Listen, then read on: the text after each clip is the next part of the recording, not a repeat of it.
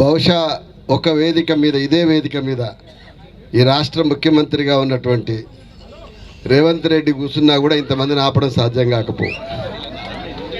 చంద్రశేఖరరావు గారు మాట్లాడితే తెలంగాణ దద్దరిల్లిపోయి ఊగిపోతున్న చంద్రశేఖరరావు గారు కూర్చున్నా కూడా ఇంతమంది ఆగకపోయేటోళ్ళు. మా అందరిని చూసి ఇంకోరు ఏదో మాట్లాడతారని కాదు, ఒకే ఒక్క అంశం ఉన్నది. మోసపోతున్నాము, స్పష్టంగా మనకు శత్రువు అర్థం కావాలి. మనం ఎవరితో కొట్లాడితే బీసీ రిజర్వేషన్ వస్తుందనే కోపం, ఆక్రోషం ఉంది. కాబట్టి బహుశా నాకు తెలిసి బంద్ ఒక మంచి పని చేసింది, చాలా విషయాలు అర్థం కావడానికి పనికి వచ్చింది.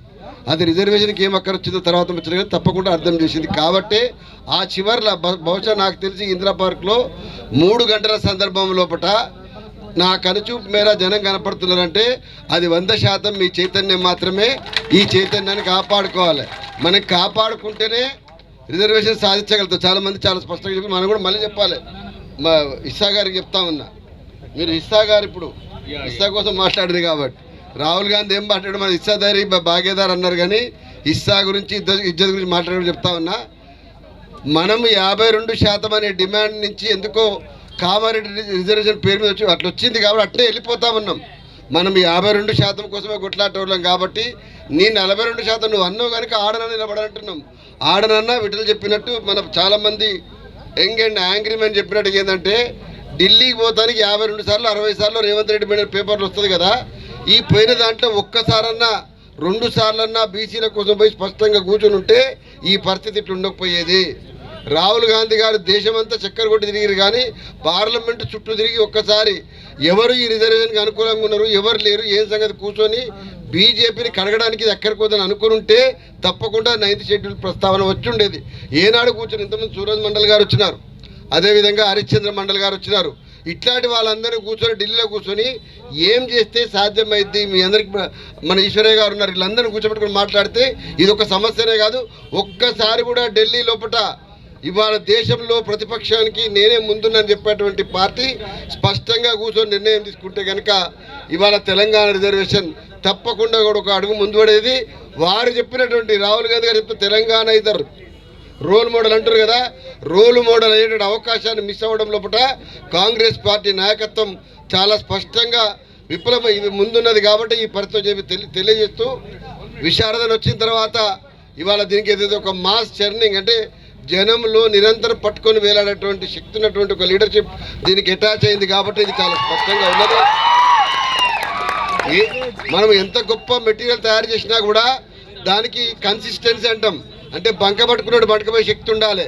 బంక పట్టుకున్నటువంటి శక్తి ఉన్నటువంటి ధర్మ సమాజ్ పార్టీ బలంగా గ్రామం ఉన్నది. కాబట్టి ఆ బంక కూడా ఉట్టిగా రాలే. 1,00,000 కిలోమీటర్ల ప్రయత్నం చేస్తే ఆ బంక వచ్చిందప్పుడు ఉట్టిగా రాలే. అవలీలగా గోదావరికి కృష్ణానదికి పోయి ఒడిలో కూర్చొని చెంపలు పట్టుకొస్తే రాలే. అది ఊరు తిరిగి అరిగి గస్కాయించి ఈ స్థాయిలో వచ్చింది. కాబట్టి మీ అందరు కూడా ఈ ఏదైతే ఇవాళ చైతన్యం ఉందో ఒక్క మాట చెప్తా స్పష్టంగా లాస్ట్గా. ఇవాళ మొట్టమొదటి ఏది చూస్తున్నో ప్రతిసారి ఇవాళ వాళ్ళందరూ వెలువేసినట్టుగా చెప్పడం కోసం అనడం లేదు కానీ మనం చేస్తున్న దాంట్లో ఏం జరుగుతుందనే స్పష్టత లేకుండా మభ్యపెట్టే ప్రయత్నం చేస్తే తెలంగాణ రాష్ట్రం తెచ్చినటువంటి వాళ్ళు ఎవరైతే ఉన్నారో వాళ్ళకున్న చైతన్యం సాధారణమైనది కాదన్నటువంటి మాట బయట ఉన్నది. కాబట్టి స్పష్టంగా గుర్తుపెట్టుకోండి, మీరు ఢిల్లీలో రాజ్యసభలో మాట్లాడగలిగే అవకాశం ఉండి నరేంద్ర మోడీ గారి దగ్గర తీసుకుపోగలిగే అవకాశం ఉండి ఇవాళ క్షేత్రస్థాయిలో ఇట్లా చేయడం వల్ల దయచేసి కృష్ణన్న ఇంకా మనం తప్పకుండా మీరు మారవలసిన బాధ్యత ఉన్నది. మారకపోతే భవిష్యత్తులో మిమ్మల్నే ఇవాళ కార్నర్ చేసి చూసేటువంటి పరిస్థితి వస్తుంది. ఎంత స్పష్టంగా చెప్పదలుచుకున్నా. మిగతా సోదరులు కూడా బహుశా విశారదన్ గారు ఇప్పటికే చెప్పిన వారు ఒకసారి ఒక సందర్భంలో జాదల శ్రీనివాస మిగతా వాళ్ళు చెప్పినారు.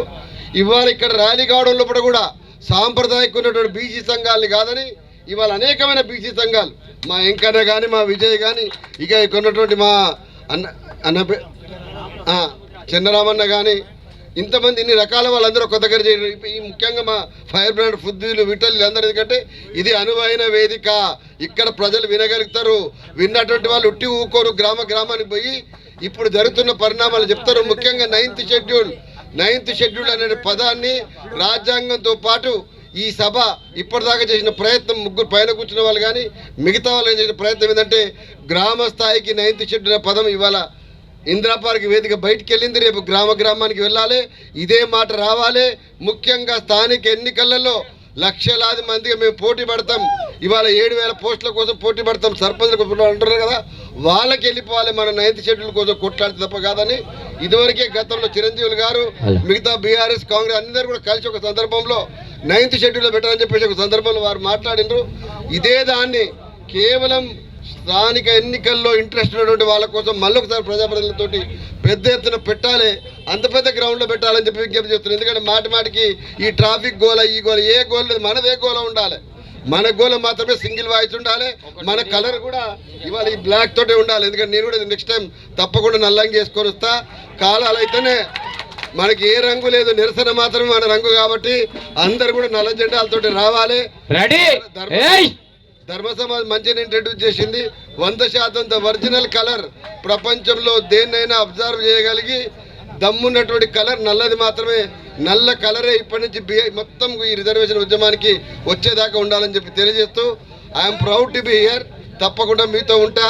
మీరు మాటికి ఎవరు కూడా స్టేజ్ మీద ఉన్నటువంటి వాళ్ళు ఏ పార్టీలు ఎవడు కాదు, ఎవరితో ఉంటాడు, ఏం కొట్లాడతాడు, వాడు దమ్ము ఉందా లేదా, ఇది ఒక్కటే చూసుకొని చెప్పి మీరు ఎక్స్రే ఉంటుంది కదా, ఎక్స్రే చూస్తే లోపల ఏం దమ్ము తెలుస్తుంది అట్లా. లీడర్ల దగ్గర దమ్ము అందరిని పిలవండి, అందరూ ఒక దగ్గర చేరాలి. మనకి ఇష్టమున్నా లేకున్నా పార్లమెంటు వ్యవస్థలో అన్ని పార్టీలు ఉంటాయి కాబట్టి వాటిని మనం ఎవరిని కూడా అవాయిడ్ చేయలేము. ఆవేశంతో మనం ఏమైనా అందరి మనం బట్టలు ఇస్తామని అనొచ్చు, కానీ ఎవరు బట్టలు ఇప్పించినా లోపల అంగిలాక తర్వాత ఏముంటుందో అందరికి ఎరికే కాబట్టి కొత్త ముచ్చటొద్దు, అందరికి ఎరికే అది. కాబట్టి కలిసి పనిచేద్దాం అందరము. ఐక్యత కూడా అవసరమే, అదే సందర్భంలో కూడా చైతన్యం అవసరమే. విడదీసి చూపెట్టేటువంటి చైతన్యం కూడా ఉండాలని తెలియజేస్తూ అందరం కలిస్తేనే ఈ 42% 52% సాధించగలుగుతాం. సాధించడం ద్వారా యావత్ భారతదేశానికి ఒక రోల్ మోడల్ 100% చూపెట్టగలుగుతామని చెప్పి తెలియజేస్తూ ధన్యవాదాలు. జై తెలంగాణ, జై బీసీ. Thank you.